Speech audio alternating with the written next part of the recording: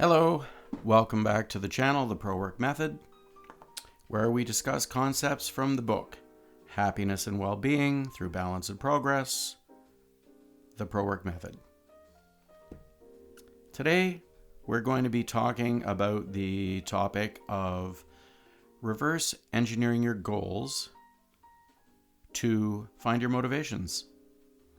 There is very interesting. A lot of times when people are talking about trying to get themselves to do things or trying to feel motivated and to move forward in their lives, and they'll listen to people that are giving them advice on that and giving them good advice, and they'll say, well, you have to find out what really motivates you. You have to find your passions. If you're doing things that you're passionate about or things that really kind of naturally motivate you, then you're not going to have to kick your own butt as hard, and you're not going to find yourself running out of steam as much. You're going to have more of a natural ability to move, ahead, and energy to move ahead with the things that you're wanting to accomplish and achieve in your life. So a lot of times, though, a person says, oh, okay, great. So I got to pick things in alignment with my motivations and, pick things in alignment with my passions. But what are my passions? I don't know. What are my motivations? I don't know.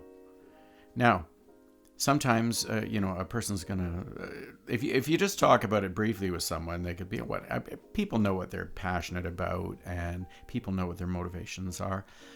Yeah, I'm not so sure about that.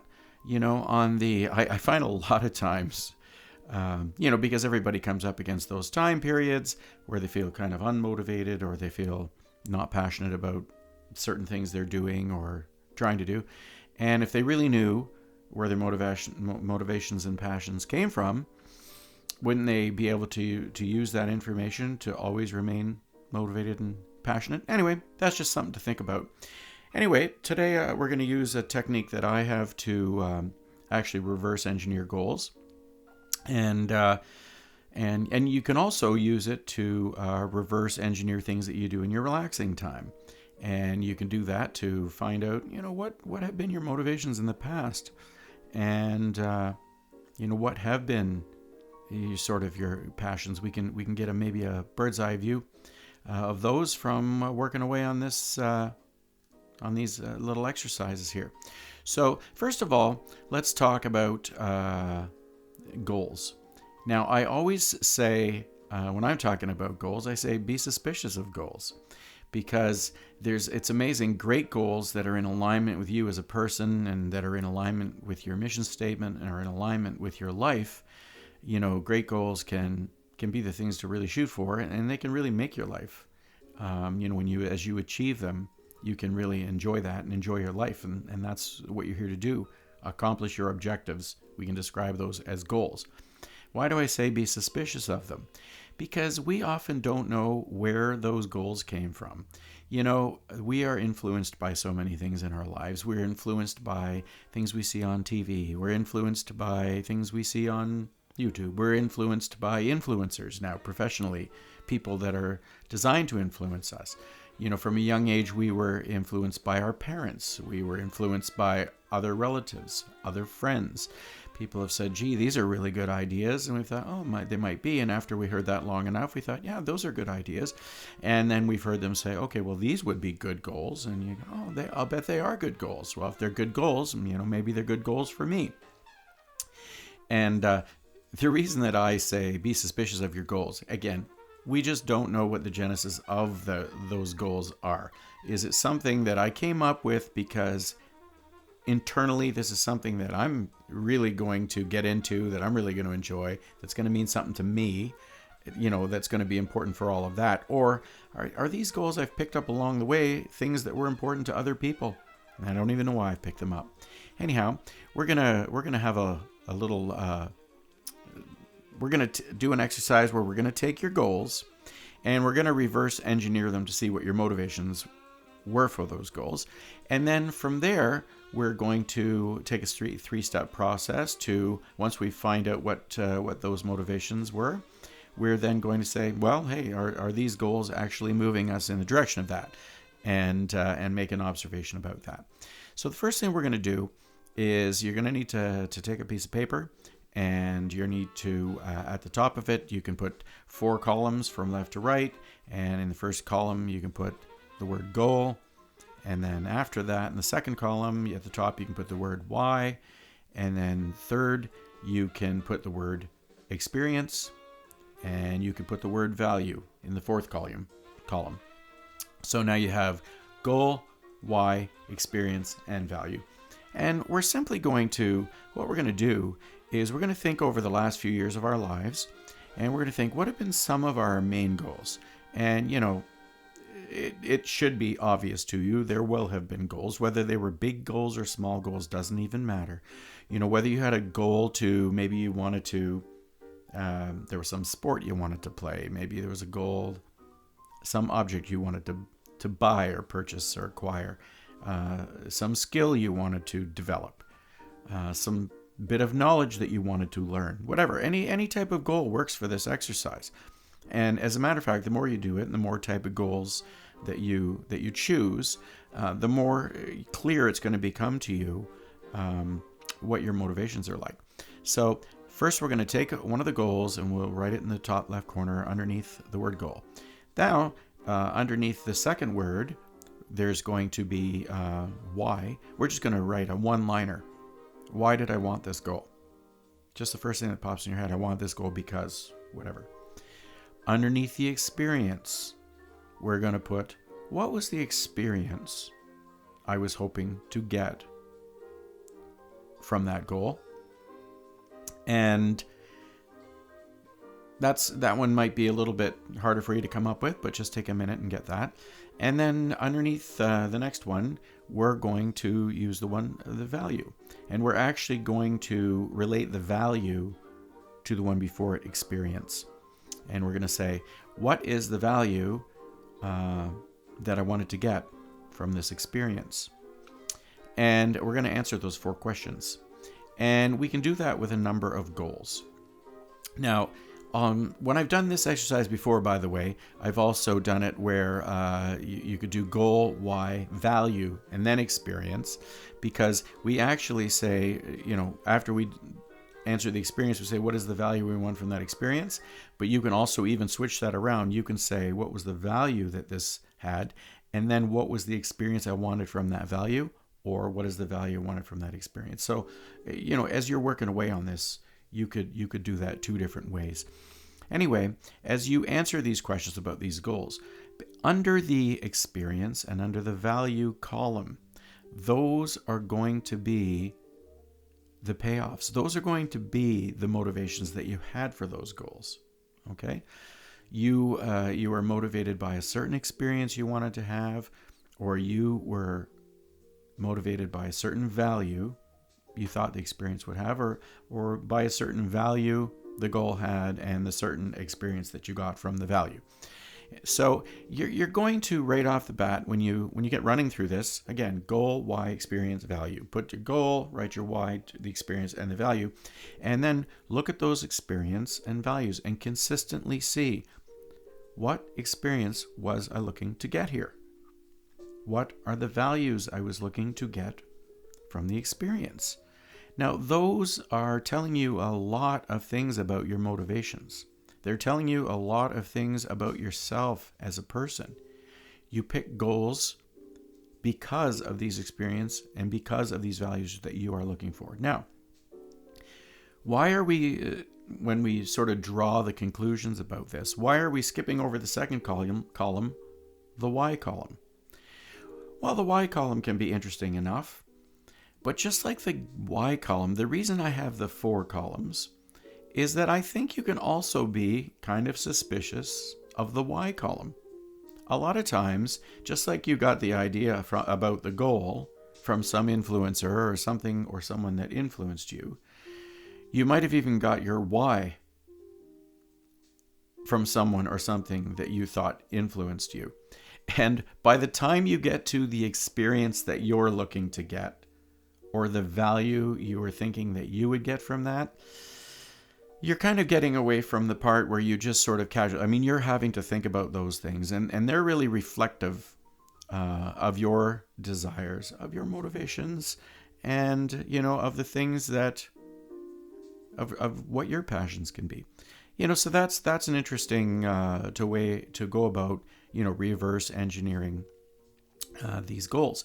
Now, we can also use this same thing on what do we do in our spare time, in our relaxation time. Let's say if we are really controlling our relaxation time and doing things that are of interest to us, or let's say we even take things we don't get to do in our relaxation time, but we think to ourselves, if I had enough relaxation time and I was getting to do what I wanted to do, I would do this, I would do that. Now, this is a thing, it's kind of like a goal, but it's, when you think of goal, you think, oh, this better have a higher purpose. Your relaxation time often has also a higher purpose, and sometimes even a higher purpose than your goals. But one of the things that we can do is when we take these things that you have chosen for your relaxation time, or you would like to choose them, you would write that activity down under relaxation time or goal.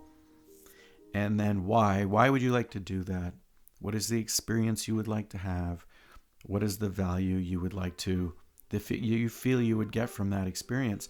And once again, as you get to what you write under, again, you could put your why in there as well, but being equally suspicious. I mean, some of these activities and relaxation things, you go, gee, I wish I could do that. I wish I could do that more.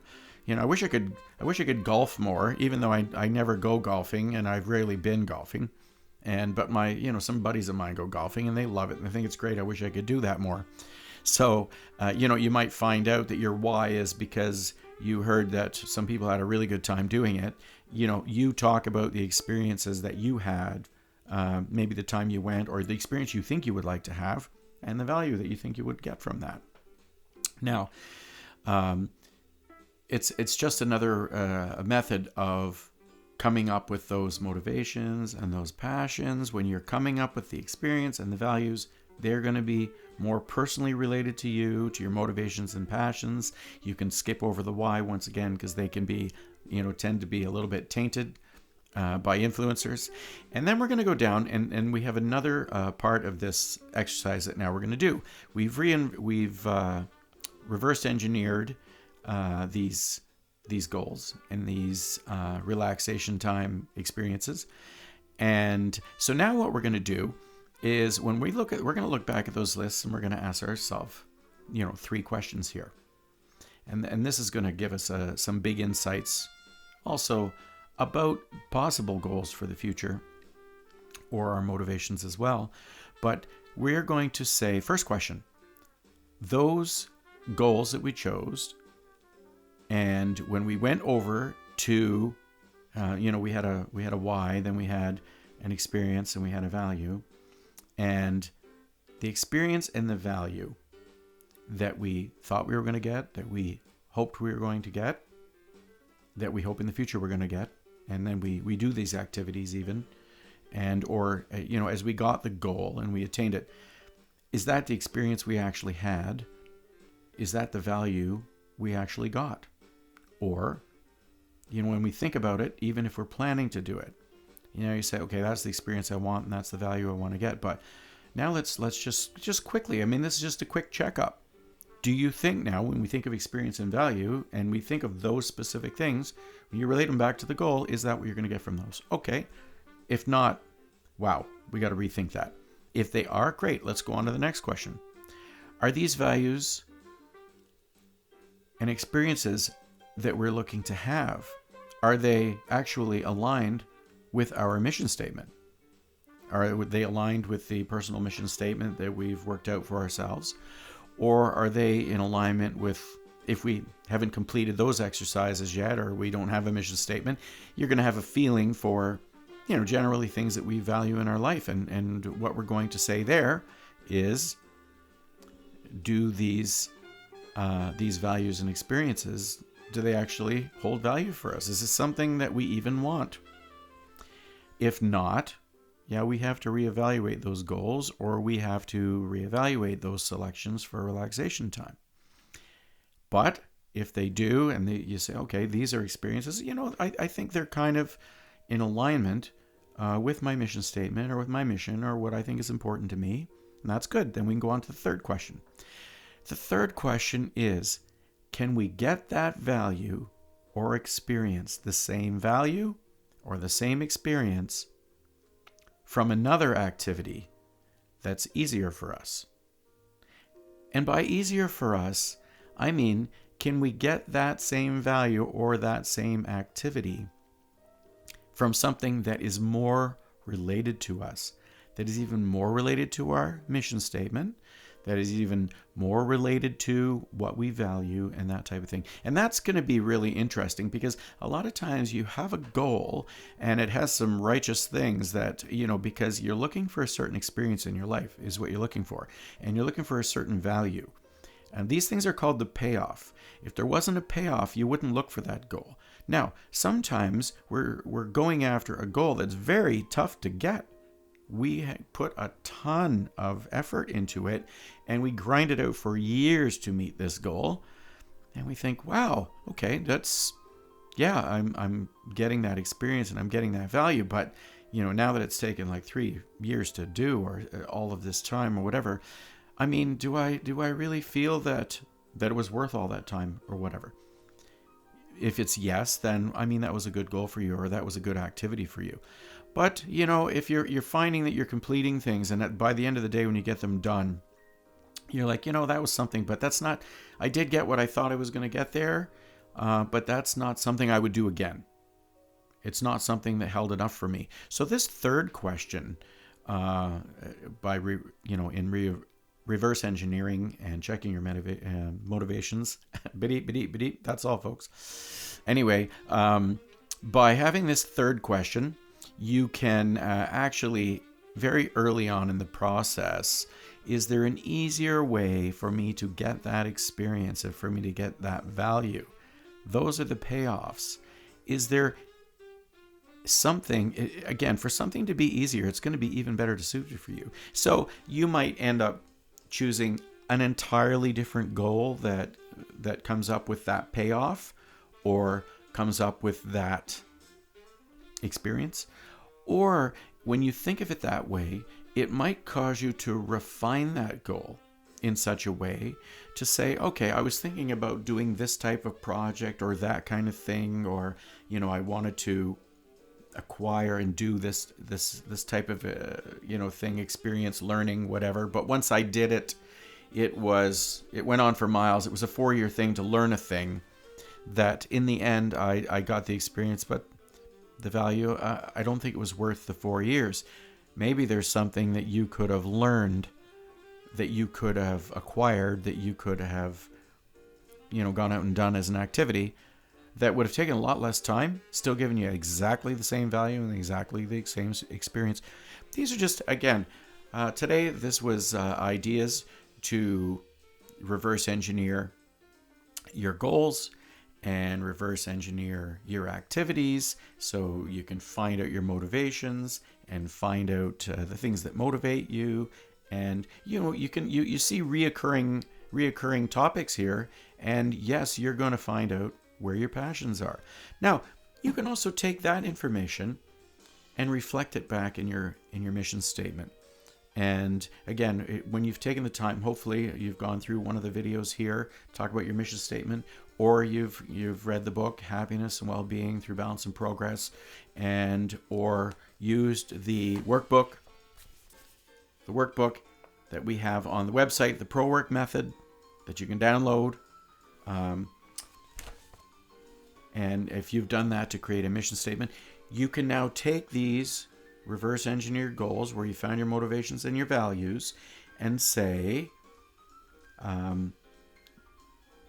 the statements I've made in my mission statement, do they actually take in these motivations? Do they consider these values? Do they consider these experiences? Do they consider these goals? Do I need to add something? Do I need to take something away in my mission statement? Do I have a mission statement for something that's I actually never in my life shoot for? I've never been motivated by, and I've never valued. And maybe that was a wild goose chase. So that you can, you're going to ultimately definitely use your mission statement to vet your goals. But as you can see here, you can take your goals and go back and refine and vet your mission statement from time to time. Anyway, thanks for joining us here today. That was the reverse engineering of goals to find passions and motivations here at the channel, the PROWIRC Method, where we talk about things from the book, Happiness and Well-Being Through Balance and Progress, the PROWIRC Method. And I'm Ron Christopher. Hope to see you again soon. If you do like the content, please do subscribe because, first of all, you get to see the other videos that we come up with here. And also, when you do subscribe and if you put a like on it, it helps the algorithm show it to other people. And if you think it's been kind of helpful for you, hopefully it'll be helpful for someone else. Or also, if you know someone else that you think, I know someone else that could really enjoy this information. Maybe one of my kids, maybe one of my friends, maybe someone I know that's going through a hard time. Please recommend it to them, not just for me, but for them. I would like to get this information out to as many people as possible so they can actually help them the way it's helping me and the way I hope it helps you. Have a great day. Bye-bye.